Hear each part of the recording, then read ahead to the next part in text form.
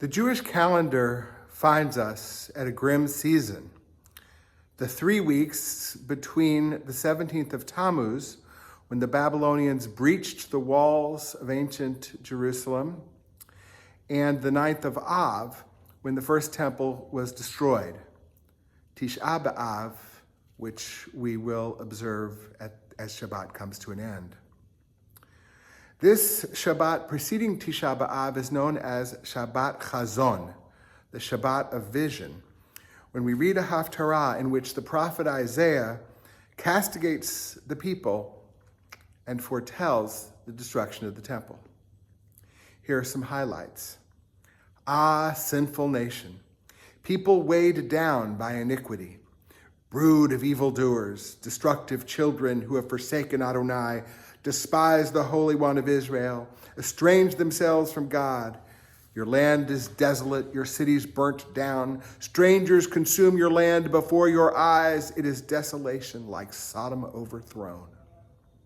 Isaiah confronts the people with their wrongdoing and announces Jerusalem's destruction.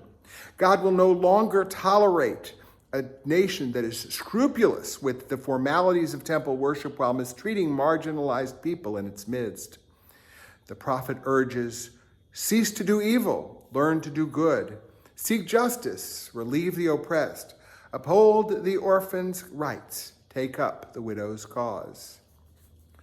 Reform Judaism was founded with this prophetic vision at its core.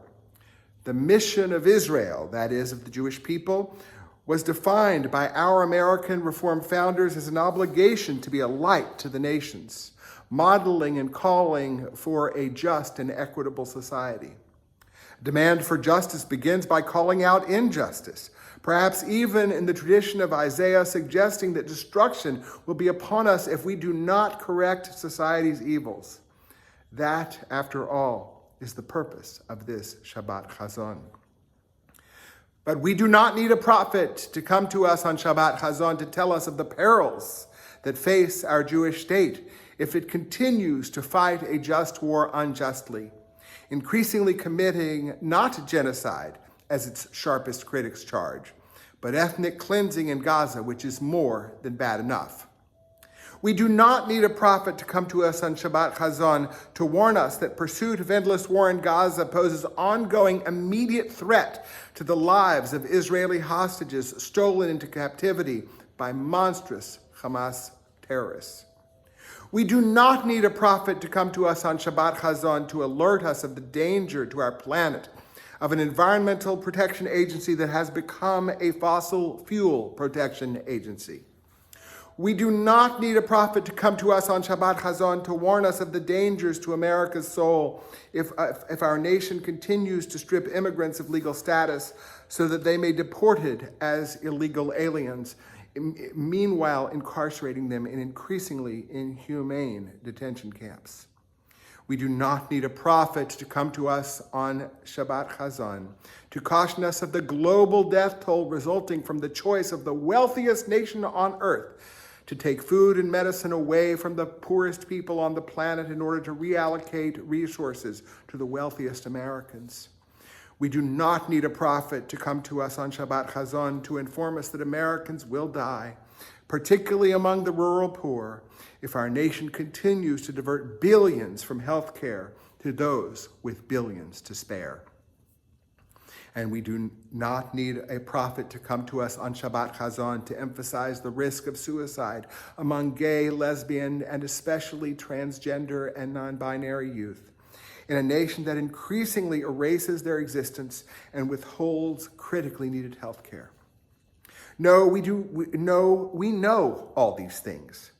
Indeed, we are bombarded with them all week long.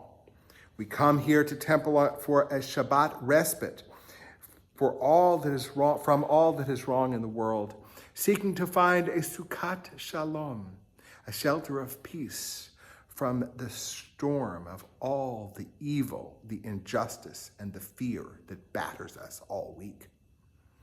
We may draw comfort that Isaiah, speaking on behalf of God, transitions from threatening again and again, I will raise my hand to you, to a more promising conclusion. And I will restore your judges as the beginning, and your counselors as of old. Then shall you be called righteous city, faithful towns. Zion shall be redeemed by justice, and a repentant people by righteousness. What makes the prophet hopeful, even as he predicts catastrophe? Perhaps his faith, best articulated by an anonymous prophet at the end of Isaiah's book, who foresees that the same God who empowered Nebuchadnezzar to destroy the temple and exile Israel's leaders to Babylon will take them back in love. God's covenant with the children of Israel is everlasting. Neither prophet has the benefit of much Jewish history to grant him hope and comfort, though they do recall the Exodus, an everlasting source of optimism that suffering may ultimately come to an end. Rabbi Jonah Weiner pointed me to a medieval rabbinic text new to me, Tikkunei HaZohar, which draws on the Exodus to suggest that hope may come from the most unexpected of sources. He reminds us that the Israelites are freed only after Pharaoh's daughter, an elite member of the oppressor class, rescues Moses from the certain death decreed for every Israelite baby boy. Rabbi Weiner writes, the Tikkunei HaZohar tells us that Moses' tears opened up Pharaoh's daughter's heart and led to his and our people's salvation. To truly see a crying child when you are complicit in causing their suffering is an act of true bravery. For Pharaoh's daughter, it meant rejecting the choices of her father and her community and opening herself up to real risk. Even more, it meant rejecting a narrative that justified throwing so many Israelite children into the river to drown. A narrative that told her there was some argument out there that meant it was justified to kill a child. Her compassion for that child opened the door to an end to the killing and the first flowering of redemption. American history, too, offers examples of members of the oppressor class who fought for liberation. In the Grimke's, Carrie Greenridge describes how two daughters of a Charleston, South Carolina family of enslavers became the matriarchs of a powerful family of abolitionist liberators. The Civil Rights Act of 1964 was muscled through Congress and signed into law by a president, Lyndon Baines Johnson, who had previously been a staunch segregationist. In each of these liberation stories, oppressed people played even greater roles in their salvation. Moses, after all, is the one who leads the Israelites to freedom. Greenridge sharply criticizes the Grimke sisters for their paternalism that could become contemptuous disregard for Black and abolitionists. And President Johnson would never have championed or signed that bill were it not for the tens of thousands of Black Americans who both dedicated and risked their lives in the civil rights movement. I close with an excerpt from a contemporary adaptation by Rabbi David Alagem of Isaiah's words in the Haftarah for Shabbat Chazon. The vision of redemption, the vision of peace, the vision of the prophet Isaiah of Judah and Jerusalem reborn. Come, let us learn together. You can act justly and heal the world. Clothe the homeless, feed the hungry, defend the powerless. That is my desire. Turn your heads to my work, and I will give you all that you desire. Food for your bodies, contentment for your hearts, and love for your souls. On that day, Zion will be redeemed with justice, and all will dwell within her walls in peace.